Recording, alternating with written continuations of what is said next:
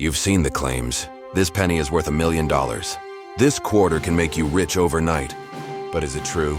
The truth is, most of it is completely fake. Exaggerated prices, misleading hype. That's what we're here to expose. Welcome to Rare Coin Collecting. We reveal the real value, real history, and true rarity of coins that actually matter. From wheat pennies to rare state quarters. We cover it all with facts, not fiction. We explore coins in detailed series, one country at a time. And right now, we're focused on rare US coins. Subscribe now and discover the truth behind the coins. Everyone's heard about the Minnesota state quarter, but the real mystery surrounds the 2005 S-clad proof version. This isn't the flashy silver proof collectors brag about. This is the clad proof, made of copper nickel. And yet, in some cases, it commands serious attention from dedicated numismatists. But before you start digging through change jars or making online bids, there's a lot you need to know, and a lot of misinformation we need to clear up. First, let's tackle the viral claims. You've probably seen articles or YouTube videos shouting that every Minnesota quarter is worth thousands, maybe even tens of thousands of dollars. Some even show perfectly normal coins pulled from circulation and try to convince you they're rare treasures. That's exactly the kind of hype rare coin collecting works to expose. Yes, some Minnesota quarters are valuable, but the vast majority are not. And that's where knowledge makes all the difference. The 2005 S-clad proof Minnesota quarter was struck at the San Francisco Mint. The S mint mark, right above the date, is your first clue you're looking at a proof coin. These weren't made for circulation. In fact, every single one was sold directly to collectors in special proof sets by the U.S. Mint. That means if you find one in your change, it didn't get there by accident. Someone cracked it out of a set, or it slipped into the wild through a collection breakup. The total mintage for this coin is important. Around 3.3 million clad proofs were made. That's not rare in the absolute sense, but in the context of pristine, untouched examples, it changes the picture. Remember, proof coins are specially struck with polished dies and planchets, giving them that deep mirror-like background and sharp frosted details. They're works of art, but they're fragile. Even a single fingerprint or light hairline can slash the grade and the value dramatically. Now let's talk about what drives collector interest. For the Minnesota clad proof, the appeal is often about completing a full 50 state quarters proof collection, both clad and silver sets. The clad set appeals to budget collectors, but top-graded examples can still command a premium, especially in grades like PR70 Deep Cameo. Why? Because perfection is hard to achieve. Even straight from the mint, not every proof is flawless. And here's where the real story deepens.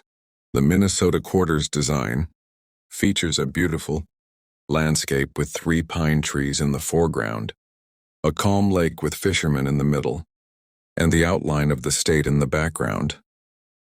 This design became infamous in the coin world because of the extra tree, varieties, digouges or polished lines in the design that made it look like there were more than the intended number of trees, while those major extra tree errors are associated with the circulation strikes from Philadelphia and Denver. Collectors sometimes go hunting for anomalies on proof strikes too. True dramatic errors on clad proofs are much rarer, but minor die polish lines or frosting variations can still make certain examples interesting. We should also address the confusion between clad and silver proofs. The silver proof version contains 90% silver, and that's where a lot of the higher value talk comes from. The clad proof, while not made of silver, can still be a smart investment if it's certified at the highest grade or part of an intact, original proof set in perfect condition. The difference is in both composition and long-term market performance. Speaking of market performance, it's fascinating. Over the last 20 years, the value of PR70 Deep Cameo clad proofs has seen small but steady growth, largely because registry set collectors compete for the absolute finest examples. In some cases, demand spikes when a certain year or design becomes a hot topic in the numismatic community, and Minnesota has had its moments thanks to its unique design and error history. But here's the caution rare coins always gives. Do not confuse typical sales with exceptional auction results. You might see one 2005 S-clad proof sell for an impressive figure, but that's likely because it was a flawless, certified, registry-worthy coin with perfect eye appeal. Average coins, even if they're proof, often sell for just a few dollars above face value if they've been mishandled. That's the hard truth you won't hear from hype videos. So how do you know if your Minnesota S-clad proof is worth holding on to? First, check if it's still in its original U.S. Mint packaging. That's a strong sign of preservation. Next, look for the absence of marks under magnification, deep mirror field, strong frosting, and sharp strikes. If it passes those tests, it might be worth professional grading. But remember, grading costs money, so you want to be confident the coin has a shot at the top tier. Let's also address where these coins turn up today. They're most often found in dealer inventory, proof sets on eBay, estate collections, or in coin shows where dealers sell broken-up sets.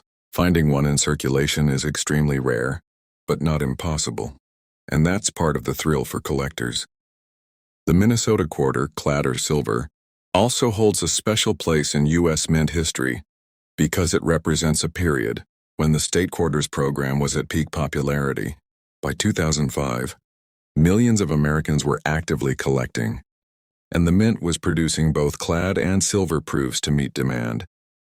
For many collectors, these coins aren't just investments, they're nostalgia, a snapshot of early 2000s coin collecting culture. In closing, the 2005 S-clad proof Minnesota quarter isn't a guaranteed jackpot, but in pristine condition. With the right certification, it can hold solid collector value. It's a coin that rewards attention to detail, patience, and a focus on quality over hype. And that's exactly the kind of coin Rare Coins was built to talk about. If you're a coin investor, collector, buyer, or seller, and you're serious about knowing what actually matters, Rare Coins is the place to be. We bring you real, authentic coin knowledge. No hype, no clickbait, and we're here to help you build a smarter collection. They're calling this Minnesota D-State quarter the jackpot of the coin world. Social media posts are throwing around claims of life-changing money, saying it's worth a fortune if you just happen to find one in your pocket change. But before you run to the bank and start dumping every roll of quarters on the counter, let's slow down, because here's the truth. While this coin can be worth far more than face value in the right circumstances, the real story is way more interesting than the hype. And if you don't know the details, you could either pass up a rare find or waste your time chasing something that's not what you think it is. The Minnesota State Quarter was released in 2005 as part of the U.S. Mint's popular 50 State Quarters program. On the reverse, you see a beautiful design, a lake scene with a fisherman in a boat, a backdrop of pine trees and a soaring loon, Minnesota's state bird. It's a peaceful image, but behind it lies one of the most famous modern error hunts in U.S. coinage history. We're talking about the extra tree varieties. And no, these weren't artistic decisions from the Mint. These were die gouges and die chips that created what looked like additional trees in the design. Collectors quickly nicknamed them extra tree errors, and they turned a regular 25-cent coin into a high-demand collectible almost overnight. Now, the Minnesota quarters were minted at both the Philadelphia Mint with a P mint mark and the Denver Mint with a D mint mark. The Minnesota D struck in Denver became especially well known because that's where the most dramatic extra tree varieties were found. But here's where a lot of the hype online gets it wrong. Not every Minnesota D quarter is valuable. In fact, the vast majority of them are worth exactly 25 cents. The real value comes down to condition, rarity of the variety, and the grade. The extra tree varieties range from subtle die chips that barely look like a tree to bold, clear shapes that look like they belong in the design. The strongest varieties are the ones collectors fight over. And if yours is in uncirculated condition, meaning it never entered regular pocket change, that's where you're talking about serious collector premiums. Mint state examples graded by PCGS or NGC can bring in big money when they feature those dramatic extra trees. But even here, there's a huge range. A common extra tree in circulated condition might only be worth a few dollars. The more dramatic and scarcer the variety, the more collectors will pay. And if it's graded MS65 or higher, now you're in a much more competitive price range. Another thing to remember, just because a coin has a chip or gouge in the design, doesn't mean it's one of the recognized extra tree varieties. The market recognizes specific die states and documented varieties, and the top prices go to coins that match those known examples. If you think you found one, it's worth comparing to verified reference images from trusted, numismatic sources, not just someone's blurry TikTok video claiming theirs is worth thousands. Speaking of condition, let's talk about grading. The Sheldon scale runs from 1 to 70, with 70 being a perfect coin. Most Minnesota D quarters you'll find in circulation will grade somewhere between VF20 and AU58, that's very fine, to about uncirculated one, which limits the value. Coins that have been kept in pristine, untouched condition since 2005 stand the best chance of achieving those top mint state grades. That's why rolls and bags directly from the mint were such a hot item back when this coin was released. And here's a little insider detail. Some of the strongest extra tree examples have been found in unopened mint rolls even years later. It's rare, but it happens. That's why some collectors still hunt original bank-wrapped rolls of 2005 D quarters.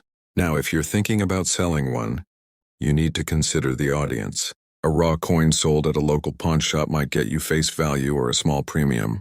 But list the same coin, with a verified extra tree variety, in a coin auction, or on a platform like eBay, and you could see competitive bidding from collectors who know exactly what they're looking at. Certification from PCGS or NGC can add even more trust to the sale, especially for higher grade examples.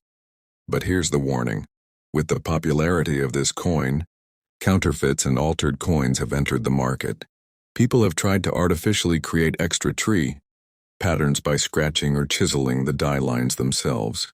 Experts can spot these fakes, but newer collectors can be fooled. That's why education is your best defense. The Minnesota D State Quarter is a perfect example of why rare coin collecting exists, to cut through the hype and give you the facts. Yes, there are valuable Minnesota D quarters out there. Yes, some have sold for impressive sums in the right condition. But no, every single one isn't worth a fortune. The real value is in knowing the difference, spotting the varieties, and protecting yourself from misinformation. If you're an investor, collector, buyer, or seller, and you're serious about understanding coins that actually matter, you're in the right place. This is Rare Coin Collecting, where we dig deep into the history, the facts, and the market, so you can make smart moves in the world of numismatics. People keep saying the Minnesota State Quarter with a Philadelphia mint mark can make you rich overnight. Some viral posts even claim a single one of these coins is worth thousands or even millions. Sounds exciting, right? Well, here at Rare Coin Collecting, we dig deep into the real facts, not the hype. So you'll know exactly what matters and what doesn't in the coin market. The Minnesota State Quarter was released in 2005 as part of the U.S. Mint's 50 State Quarters program. The design is striking, and on the reverse, you've got the land of 10,000 lakes in full glory, a detailed outline of the state itself, a lake scene with a fisherman in a boat, and a pair of loons. The state bird of Minnesota is this one of the more scenic and collectible quarters from the series. Below that is a dense stand of trees representing Minnesota's massive forests. The reverse design was created by Charles L. Vickers, and if you look closely, you'll spot his initials hidden in the artwork. Now for the mint mark, the P means it was struck at the Philadelphia Mint. The total mintage for the Minnesota P State Quarter was massive, over 239 million coins. That's a huge number, which means most are common in everyday circulation. But within that mintage, there are certain varieties and errors that have turned ordinary coins into sought-after collectibles. The most famous is the extra tree variety. This is where an additional tree appears in the grove to the right of the fisherman. In reality, it's not an intentional design choice, but a die gouge or die clash that created the illusion of an extra spruce tree. And here's the fascinating part. There are multiple different extra tree varieties, each with a slightly different position and thickness of the tree. Some collectors have identified as many as 7 major variations.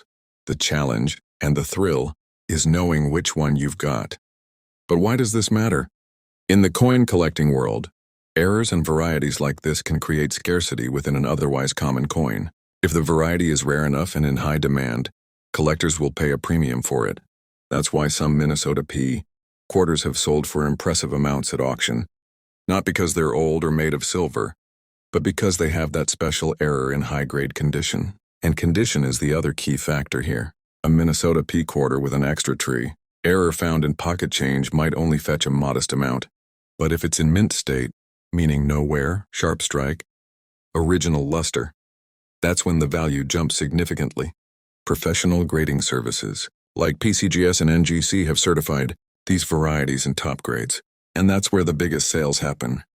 Let's also talk about the typical Philadelphia strike quality. Many Minnesota P quarters came out with weak strikes or heavy bag marks. Especially given the huge mintage, that means finding one that's crisp and clean is harder than you might think.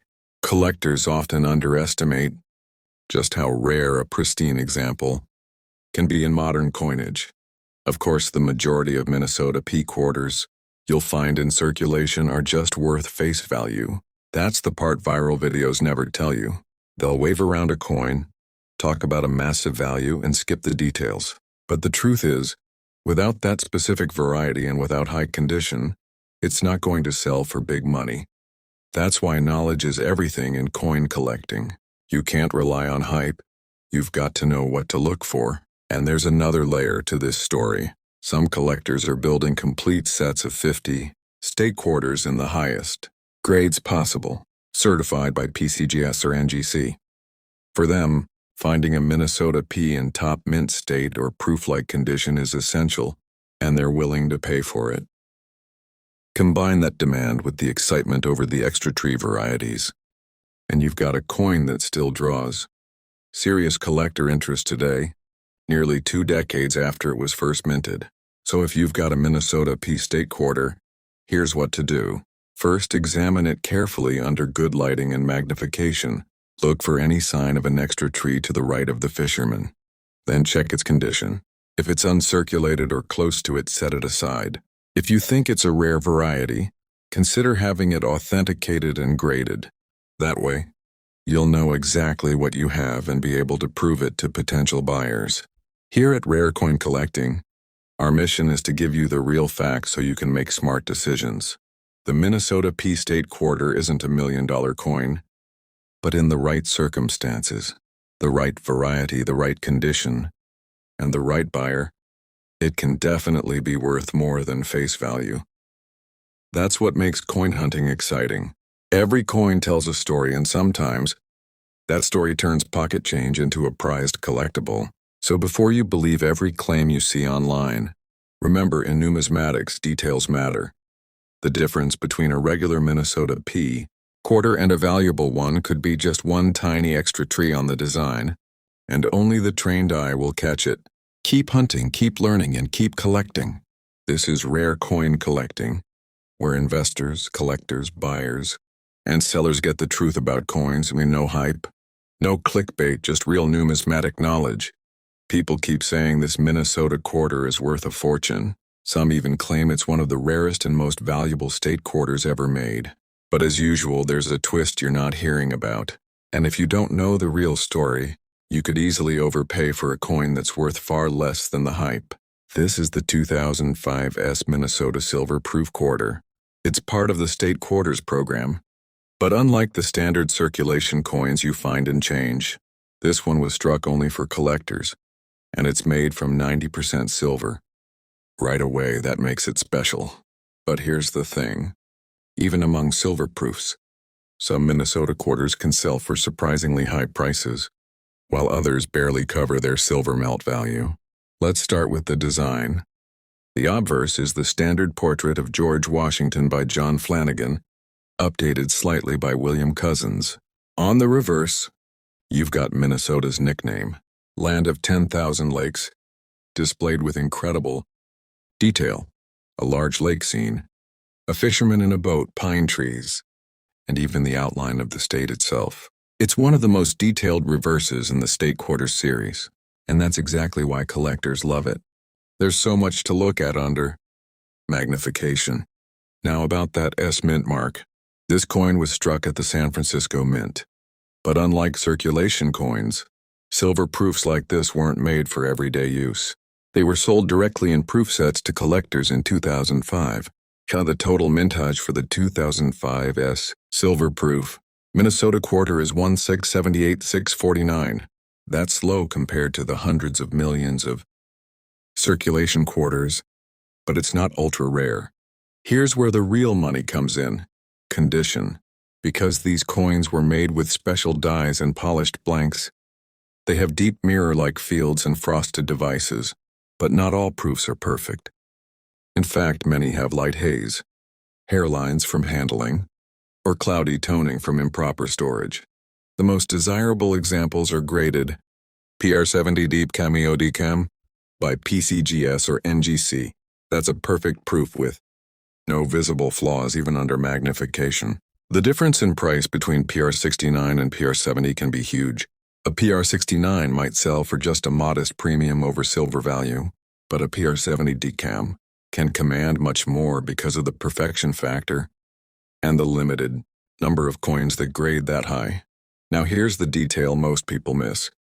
The Minnesota quarter has known double die varieties, even on proofs. These are tiny doubling effects on the reverse, especially in the trees to the right of the outline of the state. On circulation coins, some of these varieties are well documented and can bring strong premiums. On the silver proof version, they're much harder to find, which makes them incredibly desirable when they turn up. And let's not forget about cameo contrast. Even within proofs, some coins have stronger frosted devices and deeper mirrors than others. A coin with exceptional eye appeal, the kind that pops instantly under light, can attract multiple bidders in an auction. So why are people paying big money for certain Minnesota S silver proofs? It's a mix of factors. Perfect PR70 decam grade, exceptional eye appeal, possible double die variety, strong demand from both state quarter collectors and silver coin buyers. And here's my warning. If you're buying raw, ungraded coins, you're taking a gamble. Many raw proofs, advertised online as perfect, are actually PR68 or PR69 at best, which changes the value dramatically. The market for state quarters can also be trend-driven, so if a YouTube video or online article hypes up a certain coin, prices can spike temporarily before settling back down. The truth is, while the 2005 S Minnesota silver proof quarter isn't rare in the absolute sense, finding one in flawless PR70 with a variety or outstanding visual contrast is a challenge. That's where the real value lies. Not in the average examples, but in the best of the best. At Rare Coin Collecting, we make it our mission to cut through the noise and bring you the real facts about coins like this. If you're an investor, collector, buyer, or seller who's serious about coins and not hype, this is the place for you. Make sure you subscribe so you don't miss the next breakdown.